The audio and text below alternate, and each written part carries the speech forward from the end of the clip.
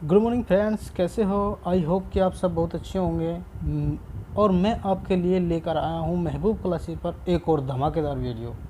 जैसा कि मैंने आपसे इंग्लिश सिखाने का वादा किया था, तो मैं आपके लिए एक बेसिक क्लास लाया हूँ जिसका आज डे 1 है। मैं आपको बेसिक की 5 क्लास दूंगा जो मेरे चैनल पर डेली आएगी। ये बेसिक क्लास आपके लिए बहुत ज़रूरी है, क्योंकि जो नॉलेज मैं इन बेसिक क्लास में दूंगा वो नॉलेज आपको इतनी आसानी से कॉलेजों या स्कूलों या अदर यूट्यूब चैनलों पर नहीं मिलेगी। तो अगर आपने मेरा यूट्यूब चैनल सब्सक्राइब नहीं किया तो सब्सक्राइब कर ले, वीडियो को लाइक कर ले, और अगर आपको वीडियो में कुछ समझ ना आए तो आप कमेंट में भी कुछ पूछ सकते हैं, मैं आपका रिप्लाई देने की कोशिश करूँगा। तो चलिए स्टार्ट करते हैं। ये आपने मोस्टली देखा होगा कि सब स्कूलों या कोचिंग सेंटरों में या ट्यूशन में सबको आपको क्या है, सेंटेंस बनाना सिखा देते हैं। जैसे क्या I am going to school, ये ऐसे ऐसे प्रेजेंट डेफिनेट, प्रेजेंट कॉन्टिन्यूस, ये सेंटेंस ऐसे ऐसे बनाना सिखाया जाता है। लेकिन इसके बनाने से पहले बच्चों को बेसिक नॉलेज नहीं देते, क्या जैसे कि सब्जेक्ट क्या है, वर्ब क्या है, और अदर वर्ड क्या है, कॉम्प्लीमेंट क्या है, और ऑब्जेक्ट क्या है। जब तक बच्चों को इसमें ये चीज़ें नहीं पता होगी तो बच्चे आगे नहीं बढ़ सकते, ना ही इंग्लिश पे अच्छी कमांड ला सकते। तो आज से मैंने ये सबसे अच्छे तरीका निकाला है कि सबसे पहले मैं बच्चों को बेसिक नॉलेज दूं, ताकि ये बच्चे बेसिक नॉलेज लेकर आगे बढ़े और अपने ट्रांसलेशन वाले पार्ट को अच्छे आसानी से क्लियर करें। तो मैं आपके लिए लेकर आया हूं आज एक बेसिक क्लास जिसका डे 1 है। तो बेसिक क्लास में देखते हैं आज का टॉपिक है अल्फ़ाबेट। सबसे पहले स्टार्टिंग से बच्चे सीखते हैं अल्फ़ाबेट। मैं आपको बिल्कुल बेसिक से पढ़ाऊँगा, जीरो लेवल से बिल्कुल। ठीक है, तो आज स्टार्ट करते हैं अल्फ़ाबेट। अल्फ़ाबेट होता क्या है? सबसे पहले अल्फ़ाबेट किसे कहते हैं? एक होता है अल्फ़ाबेट्स, इसमें एक होता है अल्फ़ाबेट्स, एक होता है अल्फ़ाबेट। अल्फ़ाबेट्स का मतलब क्या होता है?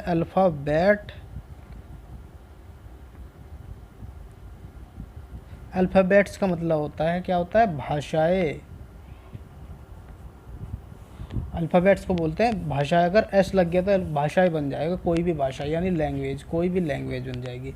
और उसके अल्फ़ाबेट किसे कहते हैं? अल्फ़ाबेट कहते हैं वर्णमाला को। अल्फ़ाबेट किसे कहते हैं? वर्णमाला,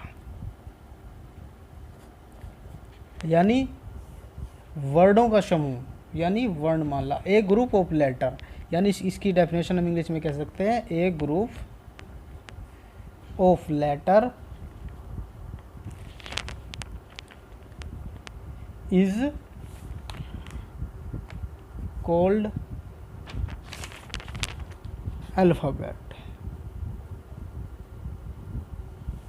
यानी कि वर्णों के समूह को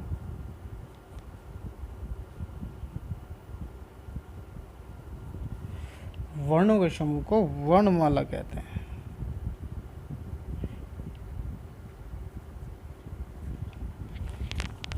आई समझ में? जैसे A B C D E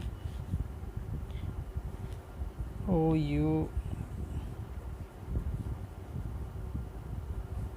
V W X Y Z. ठीक है, ऐसे ये सारी टोटल ये जेड थे, कोई भी होते हैं, ये इसका वर्णमाला कहते हैं। ठीक है, ये वर्णमाला होती है। ठीक है, और इसमें ये आपको पता ही होगा कि ये वोविल कहते हैं। वोविल 5 होते हैं। ये कॉन्सोनेंट्स कहते हैं, कितने होते हैं? 21 होते हैं इंग्लिश में। ये कॉन्सोनेंट्स होते हैं।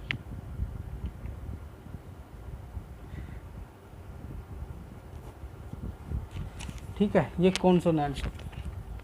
तो इससे पहले इसके कोड जो अल्फ़ाबेट के बाद में क्या आता है? अल्फ़ाबेट के बाद में आता है लेटर, LETTER, लेटर। लेटर को क्या कहते हैं? लेटर को हिंदी में कहते हैं वर्ण। लेटर को हिंदी में कहते हैं वर्ण। यानी कि वर्ण क्या होता है? वर्ण वर्णमाला का ही एक हिस्सा होता है जो नए शब्द बनाने के लिए मदद करता है। ठीक है, मदद करता है। इसे इंग्लिश में ये भी कह सकते हैं कि letter is the part of alphabet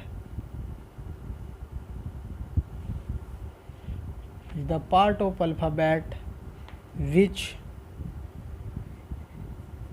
helps to make a new word।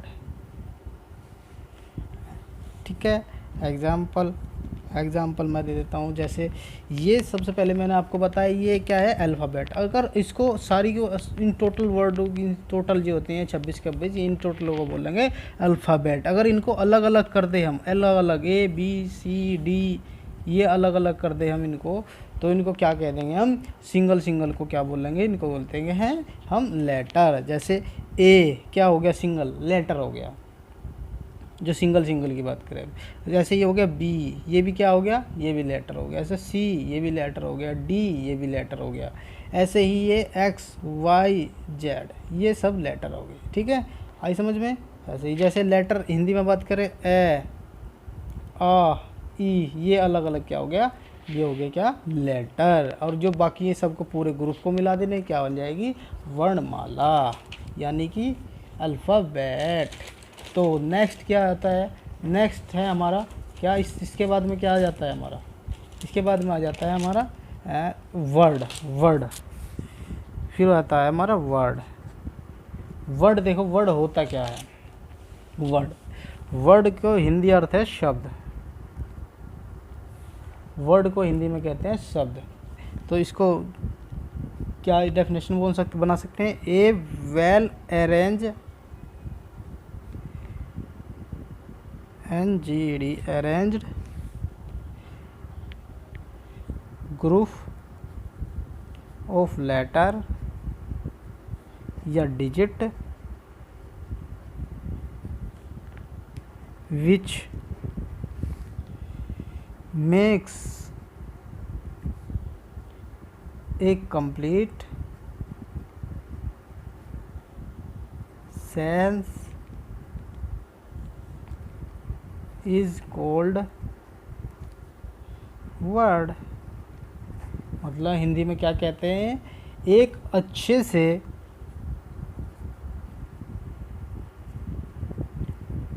व्यवस्थित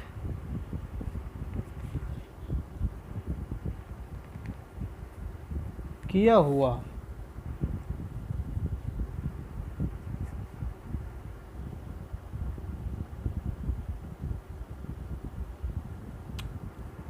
अक्षरों के समूह को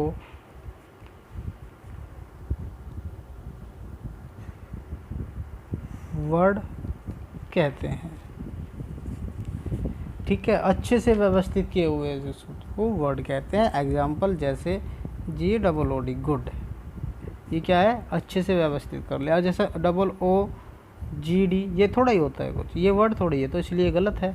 तो एक अच्छे से व्यवस्थित हुआ है, वेल अरेंज्ड यानी अच्छे से लिखे हुए किसको, अक्षरों के समूह को वर्ड कहते हैं। ठीक है, जैसे 5 ये भी वर्ड है। ठीक है, ऐसे ही क्या होता है, गूगल लिख दो, कुछ भी एनीथिंग कुछ भी हो, वेल अरेंज जो जिसका एक अर्थ निकलता हो, ठीक है, उसको क्या कहते हैं, वर्ड कहते हैं। ऐसे जैसे OOGEL ये थोड़ा ही कुछ वर्ड होता है, ये होता नहीं, तो इसका मतलब ये वर्ड नहीं है। नेक्स्ट क्या आ जाता है हमारा, नेक्स्ट आ जाता है वर्ड के बाद में क्या हमने बताया था, वर्ड हो गया हमारा, लेटर हो गया, अल्फ़ाबेट हो गया, इसके बाद आता है क्लोज। बहुत से बच्चों ने क्लोज का नाम भी नहीं सुना होगा, लेकिन आज मैं बता देता आपको, क्लोज होता क्या है। नेक्स्ट है हमारा क्लोज, CLAUSE क्लोज। क्लोज कहते हैं वाक्य खंड, यानी कि ये वाक्य का ही एक हिस्सा होता है, यानी कि वाक्य का ही हिस्सा होता है, यानी कि इसे इंग्लिश में कह सकते हैं CLAUSE close is a part of longer sentence in which there will be one subject and one verb।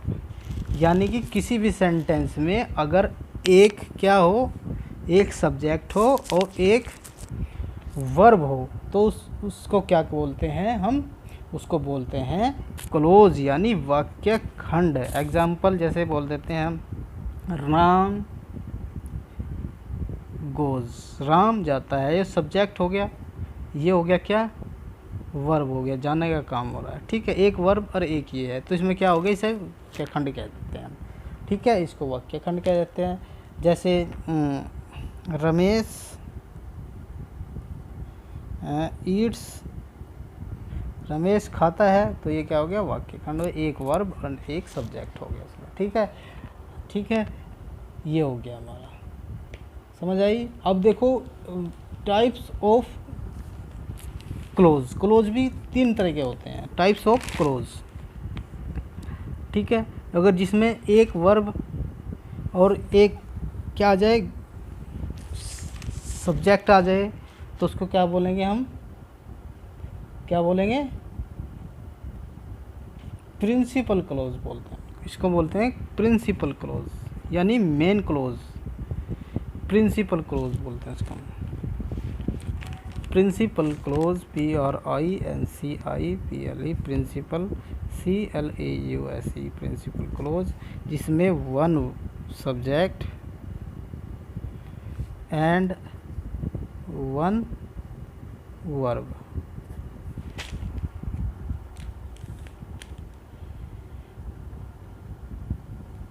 Okay, समझ आई, ठीक है, कुछ भी हो सकता है। नेक्स्ट क्या देखते हैं हम, एक एग्जाम्पल ले लेते हैं हम, एग्जाम्पल क्या लेते हैं, आई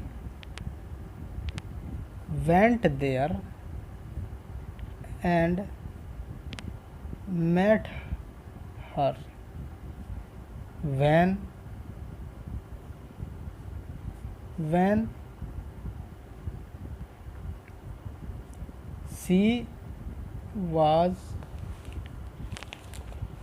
she was dancing। यानी कि आई वेंट देयर, मैं वहाँ गया, एंड और मैट हर, उससे मिला, वैन माने जब, ही वाज डांसिंग, वह डांस कर रही थी, यानी वह नृत्य कर रही थी, नाच रही थी। तो इसमें कितने क्लोज हो गए, देखो इसमें एक सेंटेंस में तीन क्लोज हो सकते हैं, एक या दो या तीन, ठीक है। तो इसमें कैसे है, देख, इसमें एक वर्ब हो गया, इसमें क्या हो गया, एक सब्जेक्ट और एक वर्ब, ठीक है, वेंट जाने का काम हो रहा है, तो इसमें सब्जेक्ट, इसमें वर्ब, फिर कहाँ हुए सब्जेक्ट, एक सब्जेक्ट क्या है, इसमें सब्जेक्ट छुपा हुआ है, आई वेंट देयर, मैं वहाँ गया, एंड क्या है, एंड आई मेट हर, और मैं उससे मिला, ठीक है, ठीक है, इसमें आई जो है क्या है, आई क्या है, इसमें आई क्या है, आई इसमें छिपा हुआ है, ठीक है, तो इसलिए इसको, इसमें क्या है, आई, ये भी सब्जेक्ट है इसमें, और एक इसमें मैट माने मिलना, ये भी क्या है, वर्ब है, और इसमें फिर क्या है, सब्जेक्ट है, और फिर डांसिंग करना वर्ब है। तो सबसे पहले जिसमें एक साइड, इसमें क्या बोलते हैं हम इसको बोलते हैं हम क्लोज, यानी सिंपल क्लोज बोल देते हैं इसको, सिंपल क्लोज बोलते हैं हम उसको, ठीक है। और फिर जो क्लोज एंड से मिली हुई होगी उसको बोलते हैं हम, एंड से, जो एंड के बाद जो मिलेगी क्लोज, तो उसको क्या बोलते हैं हम, कोऑर्डिनेट क्लोज, यानी एंड से मिलेगी, यानी कोई कंजंक्शन से मिलेगी, जैसे कौन कौन से कंजंक्शन में मिलेगी, जैसे and, and, but, for, because, इनसे मिलेगी। और जो WH फैमिली से मिलेगी तो उसको क्या बोलेंगे हम, WH फैमिली से मिलेगी उसको क्या बोलेंगे, उसको बोलेंगे हम उसको बोलेंगे हम सब ऑर्डिनेट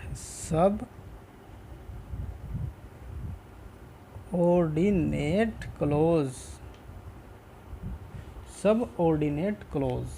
जैसे WH family what, where, how, who, which, इन शब्दों से जो मिलकर क्लोज बनेगी, आगे बनेगी, तो उसको क्या बोलेंगे हम, सब ऑर्डिनेट क्लोज। ठीक है। जैसे मैं वहाँ गया लेकिन वह मुझको नहीं मिला। ठीक है, लेकिन बट लगा दिया हमने, इसमें बट लगा दिया, लेकिन मैं उससे नहीं मिल सका या मैं उससे नहीं मिला, तो ये कौन सा क्लोज बन जाएगा, ये बन जाएगा कोऑर्डिनेट क्लॉज। यहाँ से यहाँ तक क्लोज बन जाएगा कोऑर्डिनेट क्लॉज। अगर ये बन गया तुम दिल्ली गए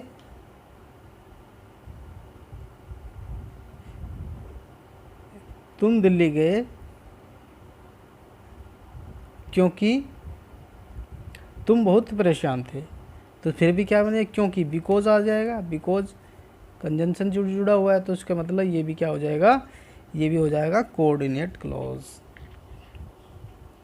ऐसे ही ये हो जाएगा। आगे बाकी आगे क्लास में समझाऊंगा, ये आपकी में बेसिक क्लास है, बस इतना ही समझना था आपको कि ये क्लोज कितने प्रकार की होती है, सिंपल क्लोज होती है, कोऑर्डिनेट क्लोज होती है और सब ऑर्डिनेट क्लोज होती है। 3 टाइप की क्लोज होती है। ठीक है।